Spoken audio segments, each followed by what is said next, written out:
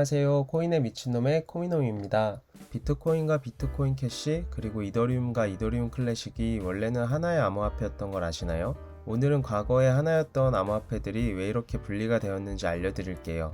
암호화폐를 오래 접하거나 관심 있는 분들은 아마 소프트포크와 하드포크라는 단어를 들어보셨을 텐데요. 암호화폐가 분리된 이유를 알기 위해서는 블록체인의 포크에 대한 개념에 대해 알아야 해요. 포크하면 딱 떠오르는 익숙한 물건이 하나 있죠? 우리가 흔히 알고 있는 식사를 할 때 사용하는 포크예요.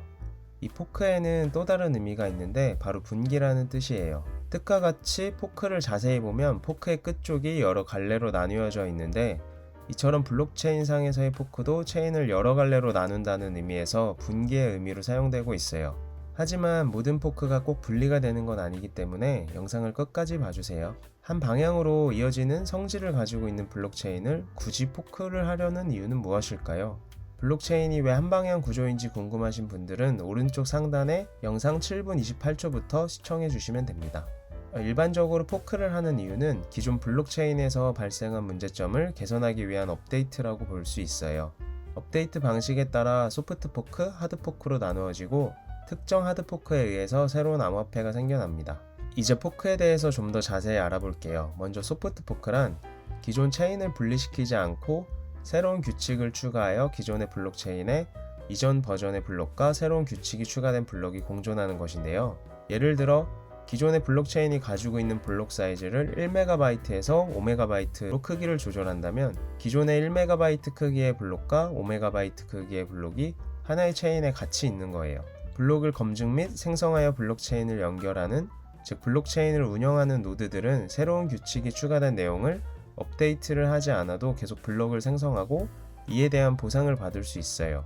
하지만 트랜잭션의 개수가 많아져 하나의 블록에 담아야 하는 내용이 1MB보다 커지게 되는 경우 새로운 규칙을 업데이트하지 않은 노드들은 이를 검증할 수 없어요. 기존의 1MB의 블록만 검증이 가능하기 때문이죠.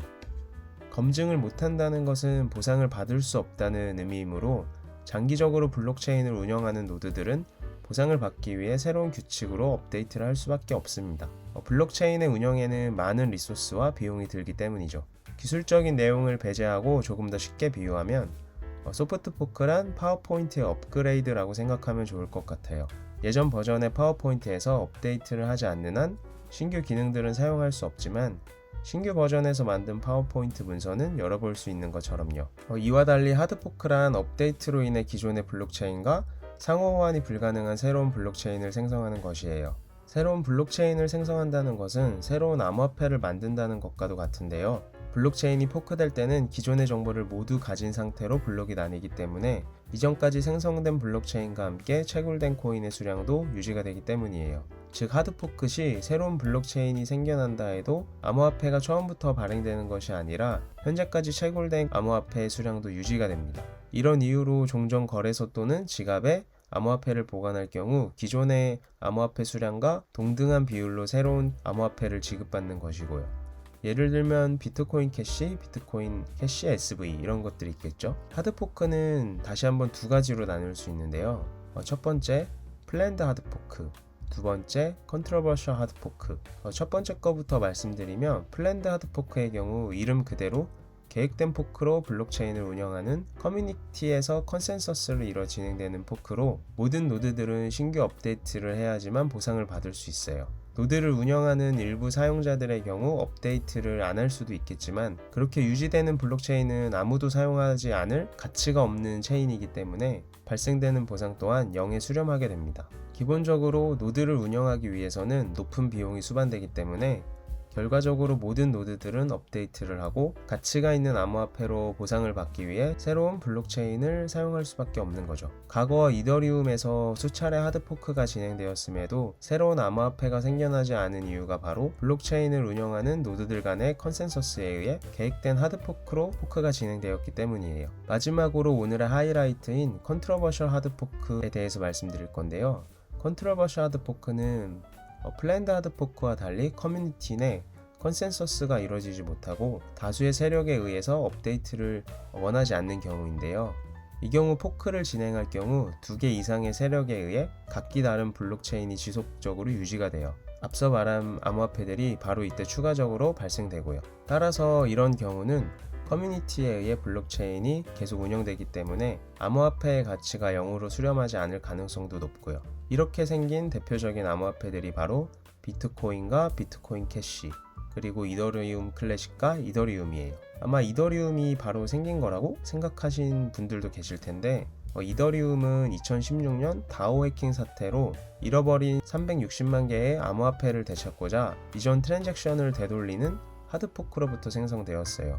블록체인의 불변성을 중요시하여 하드포크를 반대하는 이더리움 커뮤니티 일부에 의해 해킹된 트랜잭션을 유지한 채로 현재까지 운영되고 있는 블록체인이 이더리움 클래식이에요. 앞서 소프트 포크를 파워포인트로 비유했었는데, 하드포크란 윈도우에서 맥으로 또는 맥에서 윈도우로 운영체제를 변경하는 정도로 이해하면 좋을 것 같습니다. 윈도우에서 사용하던 시스템을 맥에서 사용 불가하듯이요.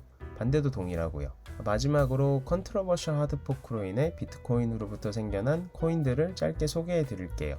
2017년 8월 비트코인의 블록 크기를 8배로 확장하여 더 많은 트랜잭션을 처리할 수 있도록 47만 8,558번째 블록에서 비트코인 캐시가 하드포크 되었으며, 같은 해 2017년 10월 비트코인의 블록 크기를 10배로 확장하는 하드포크가 49만 1,407번째 블록에서 하드포크가 발생되었고, 이때 비트코인 골드가 탄생되었어요.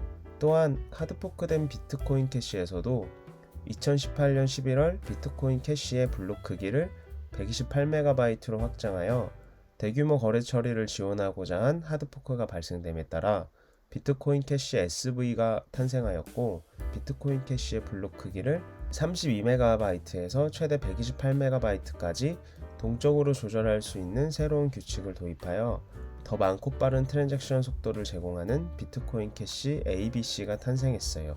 더 많은 종류의 하드포크된 암호화폐들이 있지만 많이 알려진 암호화폐들에 대해서만 간추려 보았고요. 다음 시간은 웹 3.0에 대해서 알려드리려고 해요.